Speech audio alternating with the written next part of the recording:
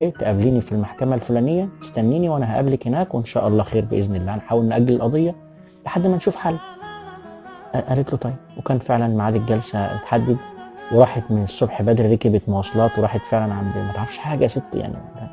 قعدت عند في المحكمة كده، قاعدة تبص شمال ويمين تدور على المحامي اللي ما شافتوش إلا مرة واحدة، تلمح شكله مش عارفاه، وتفاجئ إن في حد داخل عليها كده وبيقول لها أنت قاعدة كده ليه يا ست أنت؟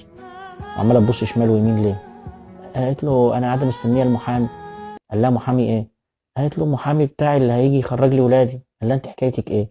حكت له الحكايه، اخدها جوه مع المكتب وحكت له الحكايه. اتابي ده راجل قاضي من ضمن القضاه بتوع المحكمه، سمع حكايتها وقال لها طيب، نادى لحد من اللي معاه وقال له شوف لي الست دي قضيتها فين واعرف لي. راح وبحث في قلب الاوراق ورجع قال له يا فندم القضيه مع حضرتك. قال لها طب خلاص ما تشيليش هم حاجه. ولما دخلت القضيه اتاجلت بالفعل القضيه، والقاضي ده ربنا يبارك له